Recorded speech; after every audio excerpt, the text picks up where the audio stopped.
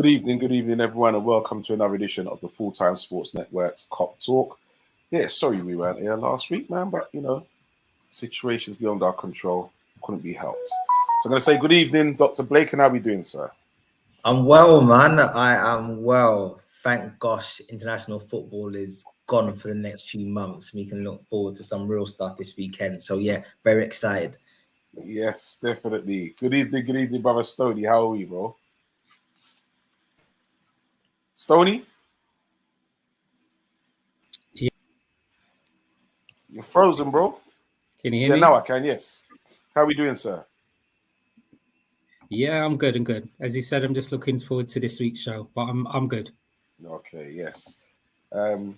Some farcical football out there, I know, man. I think a lot of us can't wait for the Premiership to get back, man. Can't be bothered with these international breaks. And I'm sure everyone's always holding their breath and a bit anxious about who's going to get injured while away on international duty. But here comes someone. I know he loves an England international. His old Prince. I know he does, mate. And across his chest, singing that national anthem. I know Prince does. See, look, here he is. I know he loves. See, he loves an England international. Does our? No, he don't. He don't. He don't. He don't. See, look, I told you. Evening. Evening, friends. Friends loves a bit of that, mate. Oh, international duty, love it. Okay, so gentlemen, we will kick off because we missed it. Didn't get to talk about it last week, so we're going to catch up with it this week. Liverpool Villa, and obviously we knew that there was going to be no VVD, so we had Matip and Gomez, and we managed to keep a clean sheet, gents. So yeah, I know there's been a lot of talk about Gomez, and he should be at the club with all the rest of it, and who said that, by the way? Who said that? Yeah, I wonder who it was. Listen, I think Mr. Cucumber used to go first, you know. Yes. Yeah, look. Okay.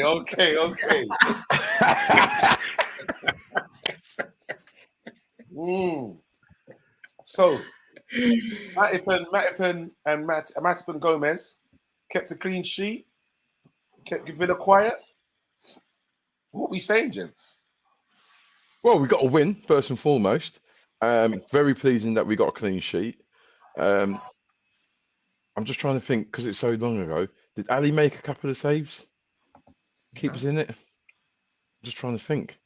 No, he didn't really have that much to do. To be fair, no, he didn't have that much to do. So I mean, and Villa are quite. They're on the up at the moment. So look, in all fairness, you can only do as good as when you go on the pitch, and them two perform really, really well. It's they've got to now do it again come Saturday. But yeah, listen, I'm pleased. Win, clean sheet. So what are you saying, Dr. Blake, about Matip and Gomez? Listen, man, I've always said Gomez is my guy, man, and I'm just happy for him because I feel like just hearing a few things that he said, he's been struggling, and not with his mental health because that's a bit too extreme, but I guess he's been struggling to come to terms with the fact that he can't perform at the same level that he did previously. And I feel it was great for him to put in a performance like that. And I think a couple of things. So it's the first game that we've played in a very long time where we haven't conceded any big chances. Secondly, I feel the high-level performance of Gomez, especially, Matt was good as well, almost made the game look easy. And Villa's attackers are dangerous. Diaby, dangerous. Watkins, dangerous. And the fact that they made it look so simple was, for me, top-level defending. Because I just feel elite defending is when you can't even notice what the actual guys are doing. And I thought, yeah, it was a top-class performance from both of them. And I'm over the moon for Gomez. Okay. Stoney, what are you saying? Yeah, I can only extend on what was just said, really, in terms of the mobility of the forwards we were up against with Ollie Watkins and Diaby. And Yeah, I think defensively we managed that situation really well. I think even when they brought off Watkins and they put on Leon Bailey up front, we still were... Bailey come off early, didn't he? Come off injured. No, Bailey came on for Watkins. Did he come on for him? He came on for Watkins. They started with Watkins and Diaby up front. Okay, what am I thinking that Bailey started and he came off injured? Bailey came on. I can't remember who he came on for though. He came on for Ollie Watkins, and then they played Diaby and Bailey up front. But either way, even if it was vice versa, similarly, we were able to kind of nullify the way in which Emery's got Villa playing. But yeah, Gomez and Matip played well there in the partnership. It was interesting to see Gomez play on the left-hand side where Virgil usually plays as opposed to the right-hand side as well. Usually he takes up the right-hand side and usually occupies the full-back position when Trent was pushing up.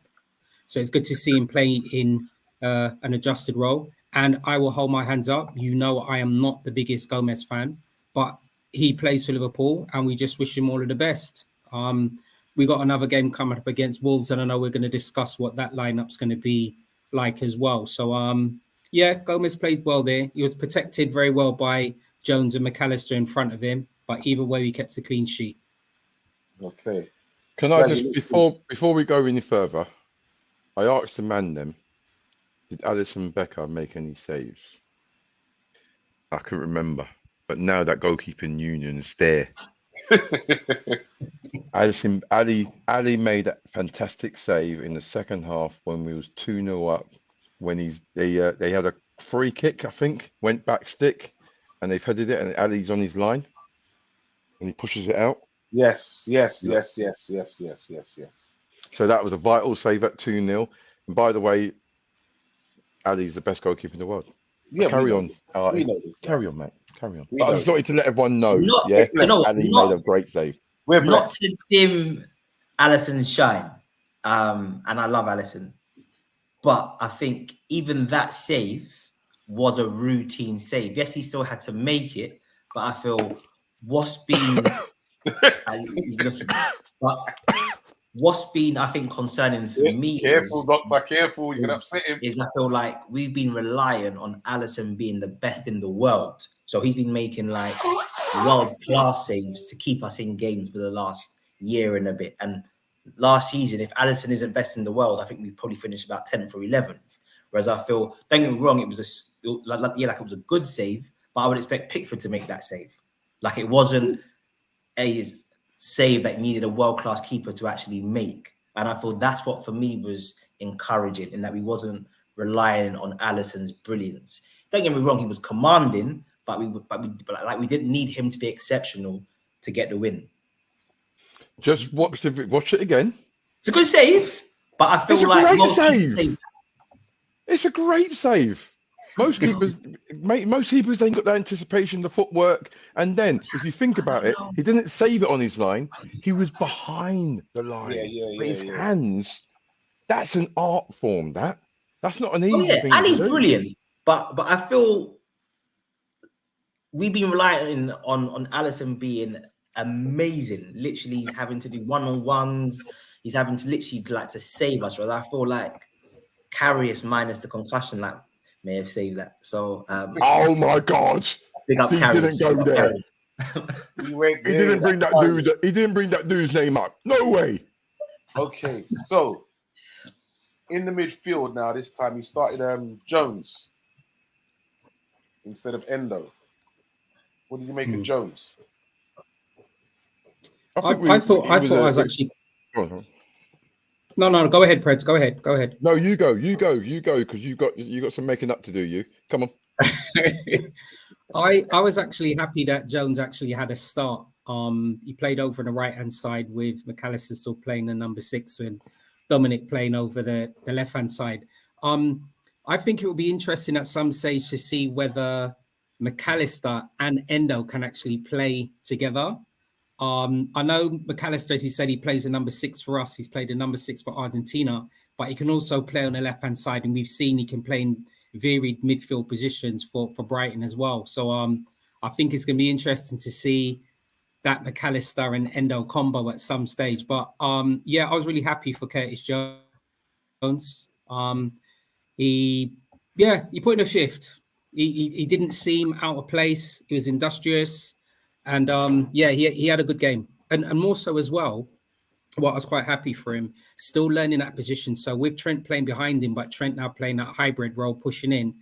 Curtis has probably got a little bit more defensive duties over on that right-hand side of the midfield. But I think he was fine. He didn't seem out of place up against Kamara and Douglas Luiz in there. And even at the latter stages of the game when Tielemans came on for Leicester, Jones still was still fine there. I mean, when Tielemans came on, for Villa. So can you believe that? When Tielemans came on for Villa, he didn't seem out of place again, mate. Jones. But he had a good game. I was happy for Curtis. Okay, Preds. Yeah, you know what? He didn't do anything fantastic, but he just went in there and like I think Sony said, he didn't look out of place. It was a good performance from the midfield three, and I think he's maturing as a not only as a player but as a human being. And I think him going on England under 21 international and I think that's kind of the catalyst of his good form. Really, he's done really well for England under 21s, and I think he needed that run of games especially after last season. My fans want me to carry on talking. Sorry. I think he's done really well, and I think he's going to keep growing. He's going to keep. Oh, shut up, well, yeah, bloody hell. I think he's going to keep growing, and he's done really, really well. So long may he continue in this form. Okay, Dr. Blake. Listen, I'm a huge Curtis Jones fan. I think our upturn in form towards the end of last season coincided with Curtis Jones playing in the midfield, because it wasn't by like it's not a coincidence that if you've got midfielders who can tackle, win aerial drills, win ground drills, keep the ball, track runners, you're going to improve. And obviously Fab and Hendo last season fell off a cliff. So Jones just doing basic things last season was just like a breath of fresh air. Now I saw it slightly differently. I thought Jones was on the left and Dom was on the right, but maybe they were kind of interchanging. But I just think now we've basically got two athletic 6'1", 6 foot plus midfielders who are very good in all facets of the game in terms of winning duels, keeping the ball, dribbling, first touch, kind of just beating the press, tracking runners. And I feel the industry that Jones and Szoboszlai gave us, I thought was absolutely top notch. And then I actually wonder if maybe how the midfield lined up against Villa is potentially our best midfield. Now, I don't see McAllister's best position being number 6, but the way he reads the game, how tidy he is, I guess, on the ball and bringing the ball from taking the ball off our centre backs. And I guess just his game awareness. I wonder if actually maybe that's our best midfield moving forward. And you know me, I'm a hard person to please, certainly when it comes to Liverpool and our performances. But I thought it was top notch. I loved the way Trent came into midfield. Sometimes he was coming from like in between the centre backs. I love the way kind of like Szoboszlai dropped deep into that right back position to kind of give that passing option. Then Trent came in and then Dom moved forward. I thought it was tactically spot on. Over the moon with that midfield performance. Over the moon. Good evening, Mr. R&B. Nice of you to join us, sir. He's not taking. Yeah, apologies about my lateness. Just coming home from training. Apologies. You sound like you're eating again, bro. This guy. I'll try it. You got to rehydrate after training, though, mate. Go on, you keep eating, mate. You got to regenerate your energy, mate. Yeah. Okay, whatever. So it's funny how before I go on to the next one, but it's funny how you lot have spoken about. I mentioned Jones. You lot have spoken about this one playing in that position. My man playing the 6, blah blah. Our best midfield, blah blah. But no one's mentioned Gravenberch. Do you know what I think the thing is with him this player here? I think he's going to need time to actually settle. I think he's probably been purchased at a good time because there's no rush. There's no rush. Whether he gets game time, so obviously we had an international break. Whether he gets any minutes against Wolves or whether he gets any game time when we've got our European game midweek, it's always going to be a plus. I don't think there's any rush for him. Stefan's back for us as well. Stefan was on the bench against Villa. Yeah, that's also encouraging for us.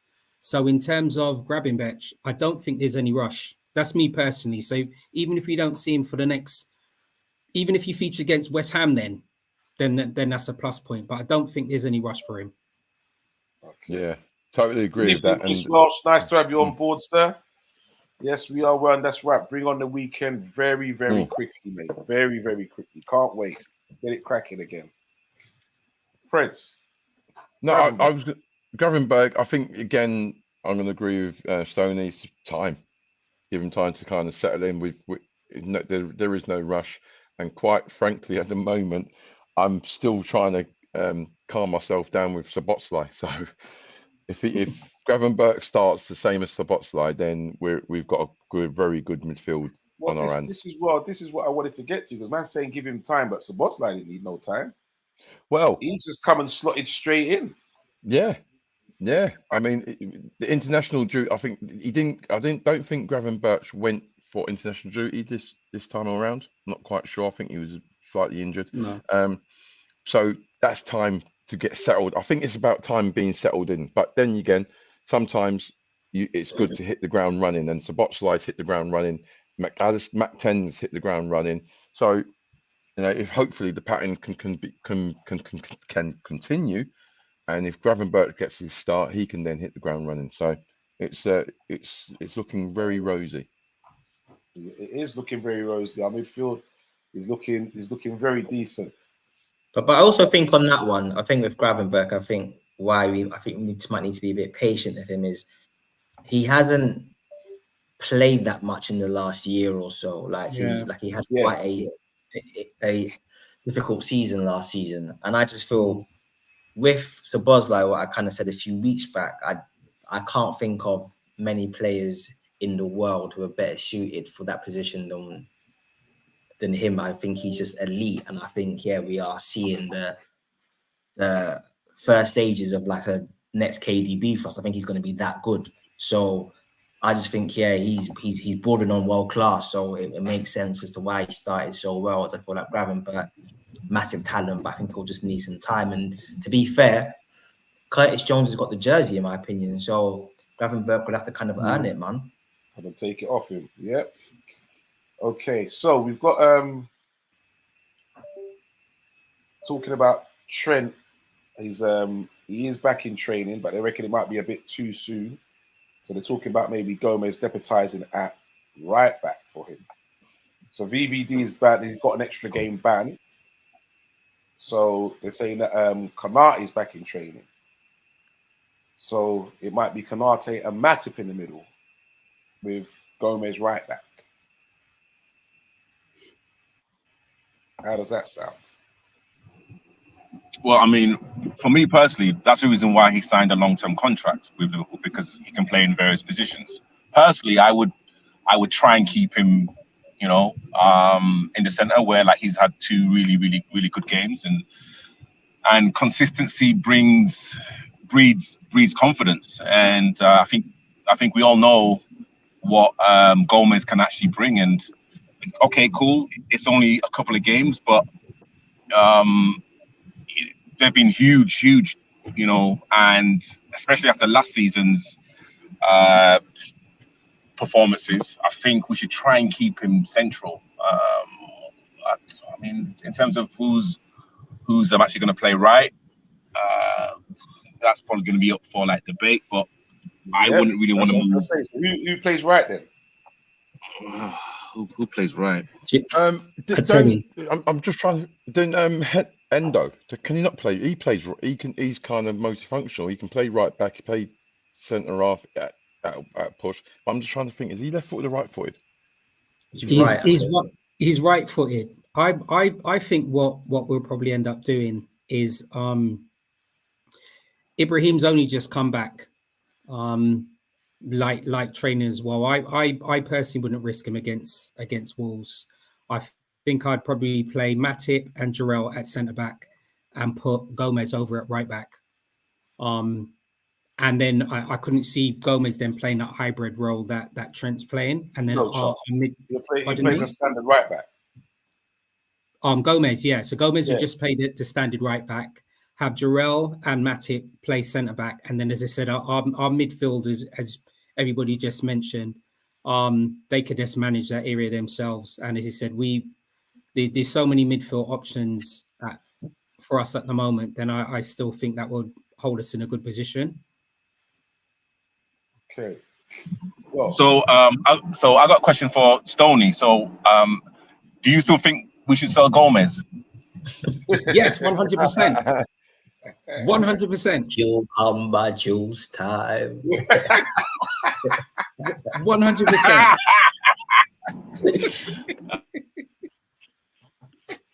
Man just there singing his praises and he said, "Yeah, send him." All the same. Listen. Stoney, you're like Stone freeze, boy. But you know what, though? Preds makes a good point. Yes, it was a very good performance, but ultimately, look, this is Liverpool Football Club. We are meant to be challenging for the world's big honours. So yes, we'll give you credit for one performance, but actually, what's going to define Gomez moving forward is consistency. So yeah, great one performance. Actually, to be fair, he was good against Newcastle as well. But I guess it's about turning up and then delivering. It's going to be really interesting to see what the management does on Saturday, because it's hard for him to be consistent if he's not playing. If the period is VVD and Konate. And that's the point that I'm saying. And even if you think of it the other way, and I'm still going to stick by my guns against with Gomez as well. I'm not bigging him up. A couple of seasons before he had that serious injury, the partnership that he had with Van Dijk, it was amazing. But if we're looking at challenging for honours that we know we're meant to be doing, he's meant to be pushing for that centre-back pairing, not just being calm and when he's playing average. If you look at all of the defenders that Man City, as an example, have, they've got players that when they come on, they're pushing Diaz. They're coming with a conversation. Gomez don't do that for me. He doesn't. For me, I think Gomez is probably struggling with confidence.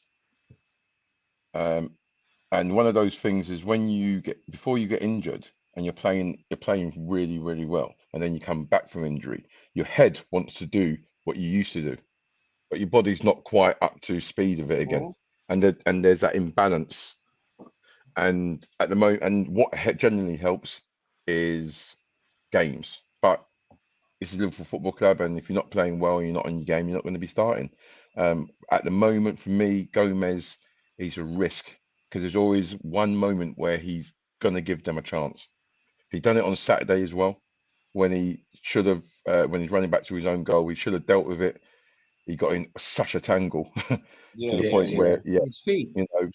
He got in his feet. Where, you know what, Gomez 2 years ago would have literally been on his toes, and he would have cleared it with confidence.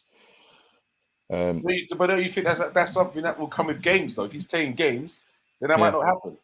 It might happen, and the He'll good be confident, so he'll just deal with it. The advantage for Gomez is that he's 26, so he should be in the next few years coming into his prime. Exactly, next 2 years, you're meant to be in your prime. Yeah, he should be coming into his prime. As defenders between 28 and 32, they say that's your prime. Yeah, he's just signed a new contract. Gone by then.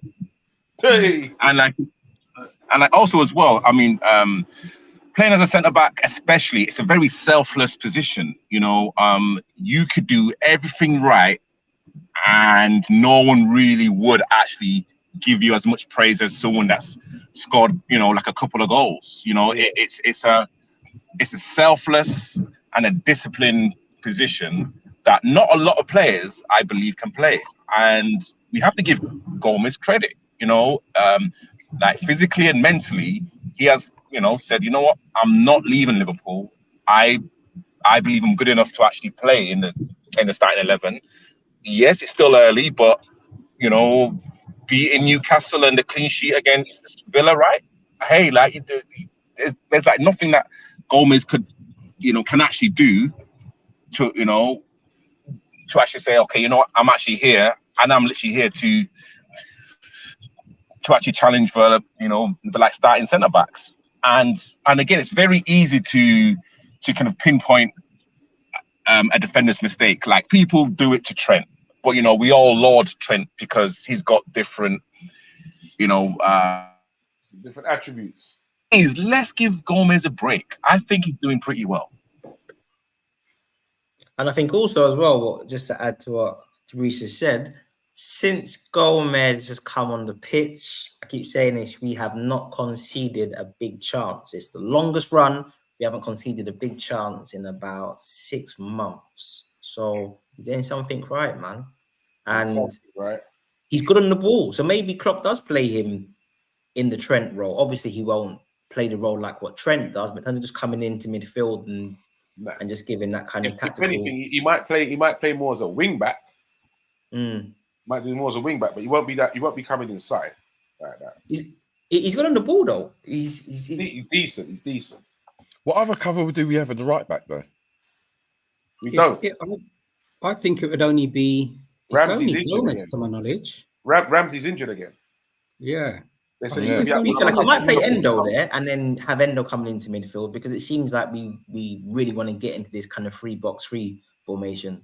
So yeah, I'm super interested to see what Klopp does because maybe even he just like who knows exactly, like he might play Gomez right back and then he might tell Matt to go into midfield and we've got the ball. Like who knows how we're going to do this. I think one of those things with football is if it's not broken, don't fix it. And if you've got two centre halves who plays really well, 100%. And you kept a clean sheet, you want to keep that centre half pairing. Yeah, so agreed. I think that he's gonna put someone in there, and like I said, possibly Endo could be that one who can go in there. That makes sense.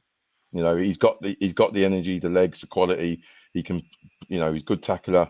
He can play positionally, right back, centre back, or as a holding. So, it'll be interesting. It's a good option. It is a good shot. Good option. It's a good shout. Definitely a good shout. I think. All right. Go on, Reece.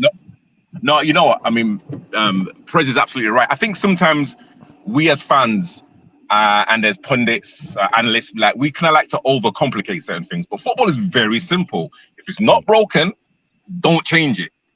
Listen, partnerships and a team that's on a run, you don't change. It's as simple as that. You shouldn't do, but we see managers do it. But you shouldn't do, to be fair.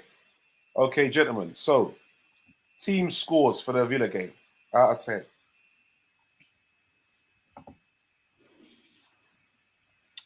I'd say we are still a work in progress, but it's not even a but. We're still work in progress, although there were a lot more positive things that came out of the game apart from the goal, apart from the result. Núñez looks like he's a threat, and we're kind of playing to his strengths. Midfield wise, we're doing really well defensively. So I'd give us a 7 in regards to that leaves space for improvement. Okay. Stoney? Yeah, I'll probably extend on saying what Preds has mentioned. Look, we've played 4 games. We've drawn the first game. We won 3. We're sitting 3rd, nice and early in the season. The squad seems to be much stronger. We're putting in good, positive performances as well. And for me, it's something to look forward to, not just as a team, but looking forward to seeing how some of our young players settle in and how some of our new players settle in as well. So, I'd give it a 7. Okay. Early. But we've started off the season good. All right. Dr. Blake. I know he's a hard man. Yeah, I was super impressed.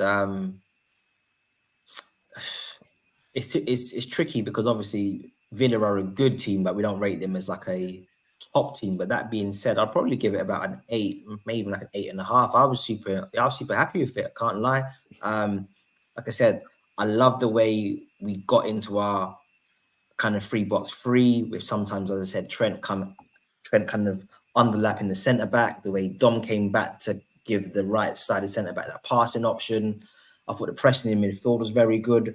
I thought Darwin. Listen, I have been quite critical of Darwin. I thought his pressing, the way he understood the press, the way he kind of see the triggers, the angles. I thought it was a very comprehensive team performance. Like for me, one of our best team performances for a while in terms of defensive transitions, attacking transitions, defensive shape, build up. I was very impressed. Actually, I might give it a 9 to be fair. Oh, okay, Super good. okay.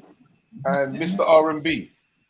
You know what, Doctor? You've taken the words right out of my mouth. I think people kind of forget that Villa, are a dark horse. People are looking at Villa thinking, you know what, this could be a team that could break into like the top 4, top 5. Unai Emery is no mug. Like, let's be real. And if you're playing at home, it's the first time in a long time where Anfield felt electric. And again, like we are kind of talking about players that, like, quote unquote, our first team players who are not available, and we put Villa to the sword and we kept a clean sheet. Doctor, I totally agree with you. I'm gonna say a 9 or 9.5. I don't know what else Liverpool could have done. And again, I don't want to keep comparing it to last season, but again, last season was a disaster. We're looking at players who have had less than a few months together, and it kind of looks like we are now knitting like a great Liverpool shirt together. Gelled, innit? It gelled. You know what I'm saying? Gelled. So I've got to give it a 9.5. It was a great performance. Okay. But this is that, like Stoney says it now, this is why we love the difference of opinions. You know what I mean? So I've got 2 7s here, a 9 and a 9.5. That's pretty big gaps. So what I am going to ask before we move on is, were Liverpool that good? Were Villa that poor? Or did Liverpool just make Villa look that poor? I know what I think we made them look poor, because I feel they got into dangerous positions in terms of what they wanted to do to affect the game. Like with that high line, I thought the way we beat their offside trap was super clever. If you think about what they did to us at Anfield, which was what, April last season, we were constantly kind of going offside. I thought the way we sprung their offside trap, the way we nullified their strikers, and I think their forwards are dangerous. Watkins, Diaby, these men will cause top teams problems because they're quick on the counter. They can dribble 1v1. They got kind of explosive pace. They can, they're fast over long distances. I thought the way Gomez was kind of stepping out to stop Diaby from turning, I just thought it was a very good team performance. I think it's been our best team performance for a very long time, personally. But that's right, yeah. And that I hear you. And 7, I'm giving 7, not because I'm being picky. I'm just giving 7 as in I'm being optimistic in regards to there's still room for improvement. But yeah, I totally agree with what you and Tabrice have said, and I was over the moon. We started electric. It seems like the pennies dropped with certain players in regards to what's required. And like you and both of you said, Villa are a very savvy team. I mean, if you think about it, they went and destroyed who was it? Was it Hibs or something? Burnian 5-0. Burnian 5-0. I know. What I'm saying is, but the confidence is high, bro. Talking Scottish football. Yeah, but what I'm saying, it's not about take the Scottish football element out of the way. Just put it as a football game. A football game, you win 5-0, you build up your confidence on the back of their very good start. So that Saturday could have been a very slippery thingy. I'll be real with you. They would say, yeah, you know what? Yeah, we all right. People say that, yeah, you build up your confidence. But they know they played Hibs, and this week now we got Liverpool.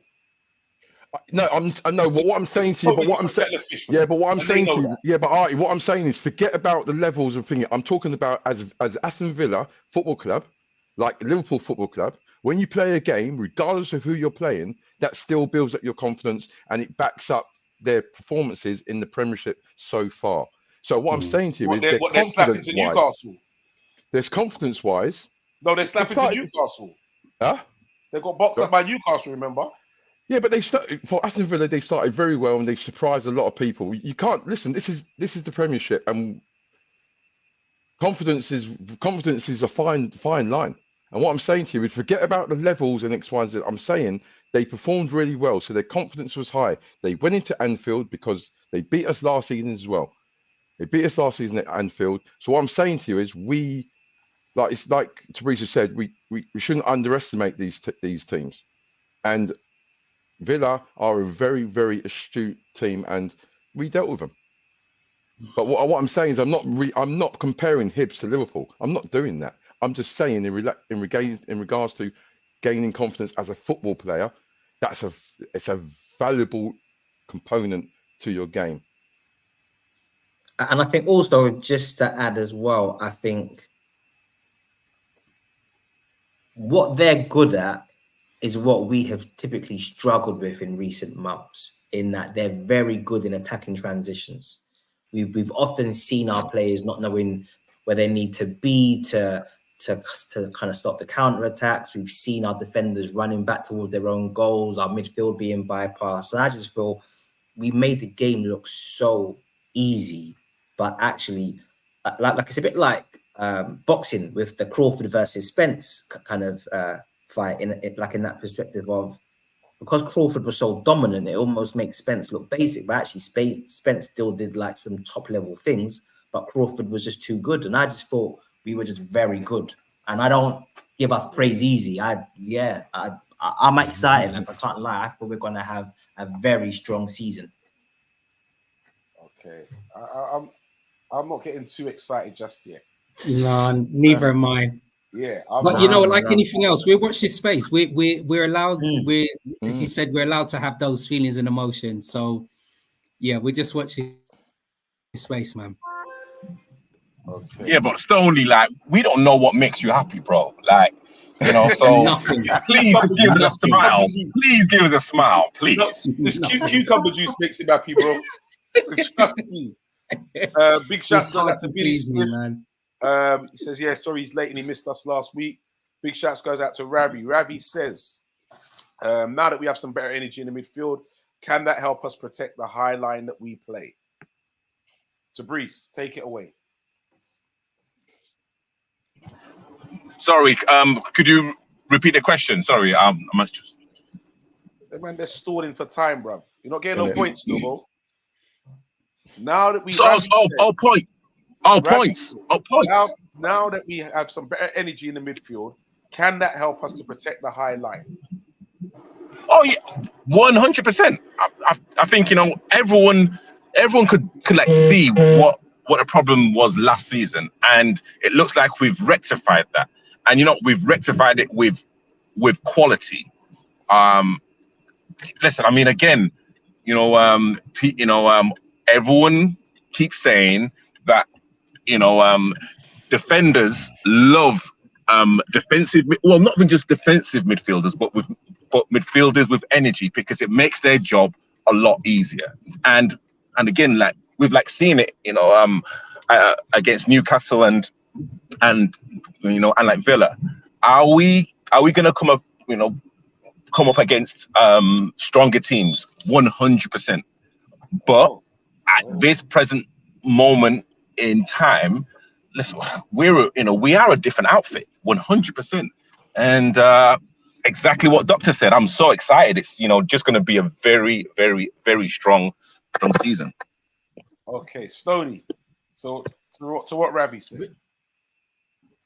To what Ravi was saying, I mean, in terms of protecting our backline, are we talking about collectively keeping teams clean sheets, not looking as fragile, or not looking at we're going to be breached as much? Because bearing in mind, as we've mentioned, we've only kept one clean sheet, So, as I keep saying, let's just watch this space. It's cold milk with these Rice Krispies. Don't we have no warm milk and getting lethargic and thinking everything's good?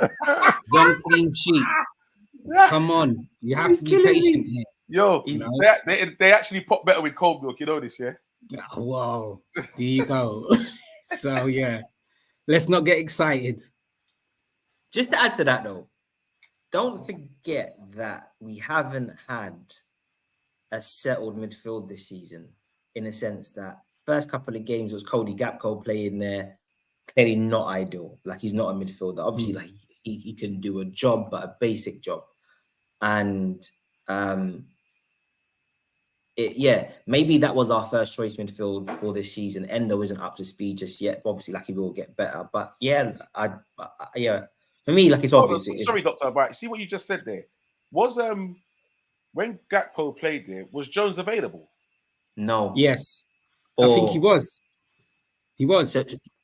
So I think he might be available. So you're saying we didn't have a settled midfield, but I want to know, right? Did Klopp have the option to play Jones and chose not to? So I think Jones was available, but I don't think he'd been training for that long. I think he picked up some kind of knock, and I don't think he'd been training for that long. But listen, it's conceivable that Klopp, if Jones was fully fit, he still would have started Gakpo. But even against Chelsea, where we looked terrible, things improved when Jones came on the pitch because Jones keeps the ball. And it's a sense of now we've got these gunslingers in the team like Szoboszlai, McAllister, who can pop the ball around and play. And we've got Mo doing Mo things, Diaz doing Diaz things. Sometimes you need someone just to give you control of the game. And it seems like what Curtis does is he gives us that base in it. And now we've got gunslingers who can do stuff. So Curtis just keeping the ball. Obviously, he's got mad pressure resistance as well. So, I just think it's common sense that if your forwards are pressing well, your midfield are pressing well, then your defenders aren't exposed in that sense. And just quickly, I had a brilliant stat. Apparently, after 4 games last season, the captain Henderson had won 5 duels. 5 duels he's won in 4 games. Szoboszlai had won 24 duels in that 4 games. So that's the off-the-ball defensive upgrade. Let's not even talk about their on-the-ball ability. And just quickly, because I don't hate Henderson, but I just think he's like a bit of a fraudster. The Szoboszlai upgrade on Henderson is one of the biggest things you will see on any football team in Premier League football this season. Different level upgrade. Hence why it's just looking a lot better. Okay. Sorry, Jordan. Okay. The stats are the stats. So we're going to move on, gentlemen, because we've got Wolves upcoming. So the news is that we might not start with Darwin. He's got a muscle injury, plus he's been away, and the South Americans are the last to come back. So Darwin, Diaz, McAllister. Alisson, Klopp doesn't mind because he's a goalkeeper, and he didn't play anyway. Ederson played in the game for Brazil, so Alisson will play. But we're saying that probably these guys will probably be on the bench at best, but Darwin, we're not even too sure because he had muscle trouble while he was away with Uruguay. So let's talk starting lineups and tactics to face Wolves.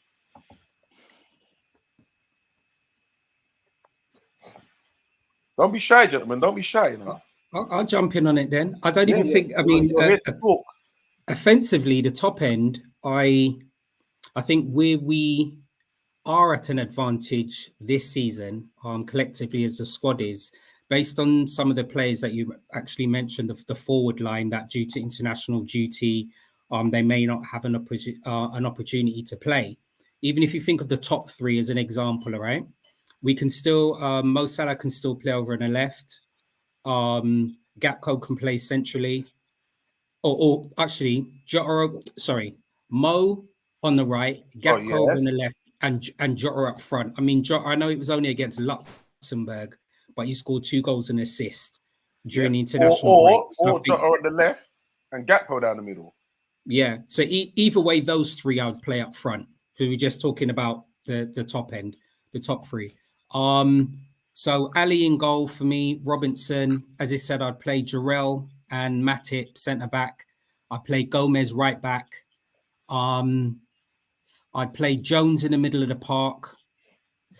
It's just to see because Dominic played 90 minutes, both international games for Hungary, didn't he?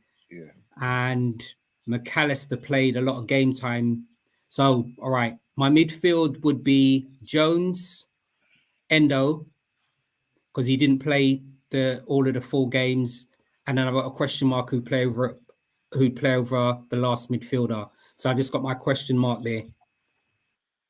Okay. But definitely Endo and Jones in the middle of the park. I just got a question mark over the last midfielder. Okay. All right, Preds. I think I'm going to go with obviously Ellie in goal, Robbo left back, Matip and Gomez. And I'm going to chuck a curveball out there. I'm going to say put Jarrell right back. Okay.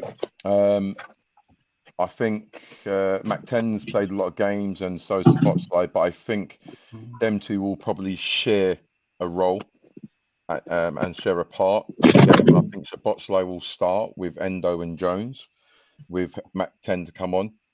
And I think up front, you go with Jota on the left, Gakpo up top with Salah. Like you say, Jota's in fine form, and I think Jota does. You see, Jota's one for me. I don't think he's as influential on the left, on the left, but up front, he's like a fox in the box. Like Yeah. So he's one of those where he can play both. Gakpo and Jota are, they can kind of rotate and everything. But I think Jota will start on the left, Gakpo at top with Salah on the right. Okay. Tabrice. You know what? I probably have to agree with Prez, actually. Who else would I change? Because again, I know Luxembourg, Jota, but again, all of that breeds confidence. Yeah, you know what? I have to agree with Prez regarding that the starting 11. Got really nothing more to say. Okay. Doctor, you agree with that?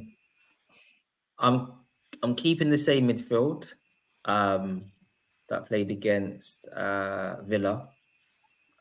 Up front, Even though they're saying that McAllister might not play because of international duty. Remember, that's the talk, that they might not because they're late coming back. South Americans are the last ones to come back. And it is a lunchtime. They've done a lot of traveling. So that's what it is. I think I'd still play. I just think McAllister's I just think his like capacity to play a lot of minutes, like with like not much rest, is quite good. So yeah, I'd keep the same midfield personally. The back line, I wouldn't rush back Konate. I'd want him fit. So I think I'm going to take Preds' idea, and I think I'm going to go with Endo to play at right back and then replicate what Trent does and come into midfield. Where Sabozla is just this like 4-star general that if Endo is struggling, the guy's running and defensive covering so good that you can almost just make him play a bit more defensively just to give Endo like a bit more support. And then up front, I think it's a tactical issue, really. I think it's about what's the best way to exploit what, I guess, Wolves' defensive weaknesses. And I think this is what's great about our squad, in that we can go Jota through the middle and make him play similar to what Nunes did, or we can play Jota left and then play Cody central, and then make him play as a false 9 and almost make Jota play that kind of like wide striker role. So I think we've just got many options, and I just think our options are quite good. It's just about matching the players to the tactical plan that the management want to do. So, but I guess if you're asking me, I probably wouldn't risk Diaz. I'd probably would go Cody through the middle and Jota left. But obviously with the view that Jota's just going to not have to do much and build up, Jones will do that. And then kind of Endo right back. Okay. So,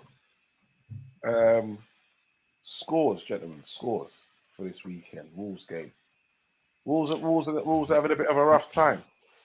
Well, I mean, they get under Gary O'Neill. They have played. They're playing completely different than they were underneath their previous manager. That must have lasted about 2 minutes. Yeah. But Gary O'Neill is still. You can see that he's still trying to put his blueprint on how he wants Wolves to play. Yeah. So they've been playing the 4-4-1-1, and this is home or away, right? 4-4-1-1. They've been playing the 4-4-2 and the 3-5-2 as well. So it's going to be interesting to see how Gary O'Neill has them set up against us on Saturday morning. Either way, I still think we're coming away a 3-0 victory against Wolves. 3-0. 3-0. Okay. And there's going to be no own goals from either of the players. They're all going to be Trent. from us. 3-0. I'm going to go for a 2-0. 2-0. Okay. Fabrice. I told you this guy, I tell you. Doctor. 3-1.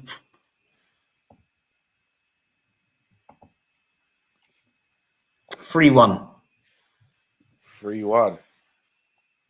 Okay. Biddy says 3-0. Liverpool even away. Wolves are going down. Okay. So quickly before we go, gentlemen, what tactics would you employ against a team like 4-1. Is that delayed reaction? But Sorry, literally, I've just got in, so apologies. I know we heard you, bro. I heard you. I heard the microwave ping too.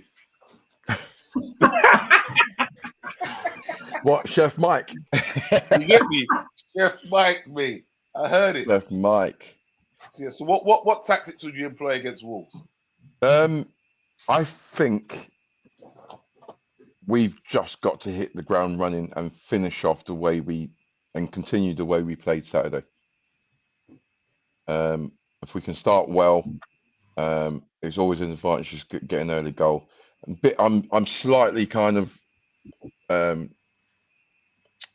disappointed that Trent's not going to be playing because he's injured. Because I think the way his passing and his movement and stuff on Saturday was big mix, another level. So I think that's real intricate. That's really important in the way we're going to be moving forward and playing. So it's always. But you know what? I think we'll be all right. And what was the question again? These guys waffle on for 10 minutes, and then what's the question again? That's my thoughts anyway, gentlemen. Yeah, let's move on. Stoney, what tactics should we employ? Tactical approach. Tactics. Yes. Tactical approach. I would say similar that we played against Villa, but it will be interesting to see the adjustment that we're going to have to play or use in terms of that right back position. So in terms of who actually plays there and what impact that has on us at the right back position. So we'll just give an example. If it is Gomez, whether he's just going to play as a fullback or have the opportunity to go into midfield, similar to how Trent has. And I also believe the tactical change will be the difference. Because when we played against Villa, we played Nunes up there, didn't we? So whether it's Jota or Gakpo, whether they're going to be asked to play the same type role or whether they're going to drop off similar to how Bobby did. So I think in terms of that, we'll play exactly the same, but the difference will be that right back position and how we played that striker position there. Other than that, same intensity, same tenacity, same range of football, and go into this getting a victory. Okay. You see, it's easy when we say that, the same intensity, the same blah, blah, blah, when it's different players. We can still do that. So that's the point that I was saying. The same intensity and everything will be there, but the tactical differences will be those two players. So I've noticed that everyone's mentioned this team, that team, and no one's given Harvey Elliott a mention. Oh no, listen, like we'll start next week, man. Like he's there for Thursday night. Yeah. No, it's true, and it's the same with Ben Dijk. Ben Dijk's been going good for Scotland under 21s.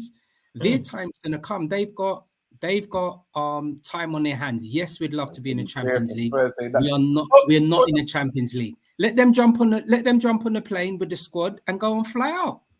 To be fair, On Harvey's Thursday. been good this season when he's come on, but I just think in recent seasons he's been over promoted, and yeah, but I've got full faith in Harvey Elliott. It's just that like he's not ready yet, but his time will come. But I just think Thursday night, that's his moment to shine, man. And then like those guys you want to be playing like in the Premier League, Thursday is your opportunity to show Klopp, listen, man, it's time for me to play some games.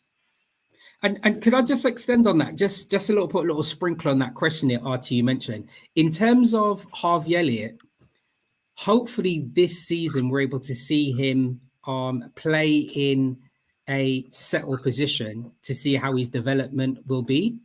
So at the moment, I'm still unsure. Is his best position the right-sided forward where he played when he was at Blackburn? Which means that if that is his position, Salah doesn't miss games. What has he missed? Like 10 games all of the time he's actually played for us. So it would be good to see Harvey Elliott play in a settled position and get game time similar to Curtis Jones and similarly to how what you guys were saying with Gomez. Proper game time to see how he is actually progressing as well. And hopefully that happens in European games. I've got to be honest. I think he's got to be looking over his shoulder because obviously he's a player who came to us who's a right winger, inside right winger, if you like to say, inside like Salah is. But then Ben Dijk is then come around and he's gone on that right side and been given opportunity. So Elliot, he's in a bit of a kind of rock and a hard place because he's come in and done a job in midfield, but going forward, that's not going to be a role for him. He's more likely going to be a little bit further up. But then, is he going to get ahead of Ben Dijk if Salah's not playing? And that's a fantastic little thing there. Two young lads. That's good. That's a good thing to have, man. Yeah, fighting for that position. On top of that, you've got a world-class player to learn from. Yeah, 100%, 100%. Okay. So we're all confident of a win for next week, gentlemen. Do remember, peoples, it's all about hitting that like, that share, that subscribe. And we will be back here next week talking about our win. So it's Saturday, 12:30 kickoff. Yeah. Early one. Yes, that's right. We'll be back here talking about the win, man, about the 3 points. But ain't that that's nuts though. Like we play Thursday night and then we're kicking off early on the Saturday. That's just mess. Are we playing away as well, aren't we? That the European game. It's an away game as well, isn't it? Are we playing the team? Whose brother plays for that team? It is what it is, man. I know you're someone's brother plays for someone's brother in Liverpool plays for Endo's brother on Thursday. Isn't it Endo's brother? I'm not sure. Maybe I'm not quite sure. Maybe I think you're right. Yeah. I remember seeing it on social media, and they had the draw, and then the team were actually cheering, and then the camera veered off, and I thought, who's that? And then the caption underneath was, "This lad is the brother of one of our players." But I can't remember which one it is. Yeah. No, but next week our game will be on Sunday though. So yeah, like if you're playing Thursday, then you have to play Sunday. They can't start you Saturday. So yeah, and 12:30 as well. Like, come on, yeah, Klopp hates that Saturday lunchtime fixture, in it. So that's gone. But then I guess also as well, next week's show will coincide with our game just finishing in the Europa League, man. That's Thursday night is the new Friday, man. There you go. It'll be hot off the press news. You understand? That's where it is, man. That's where it's at, man. That's where it's at. Yeah, it's all good. So, my peoples, yes, Billy says, suppose I was born in the Euros. Yep, we know this, man. We know this. Top boy. I tell ya. Right, peoples, we will be back next week, Thursday, same time, same place. So, do remember, set that reminder. If you subscribe, you'll get that reminder. All right, so I want to say thank you very much, Preds. No worries. Miss you guys. Good to be back. Always, brother. Dr. Blake, thank you very much, my brother. What do you call it? Mr. R&B didn't even say goodbye, just left like that. You get me? No, don't worry, man. I have to deal with him later. His food was ready, innit? Like, right, man. Yeah, I told you I heard the ping, man. I heard the ping, bro. Leave him, man. It's all right. Stoney, my brother. Goodness. Yeah, thanks very much. It was just lovely to be back. As you said, we just had a little pause, but we're back. We're roaring. We're ready. So don't forget to like, share, and subscribe. And we look forward to seeing everybody next week, Thursday.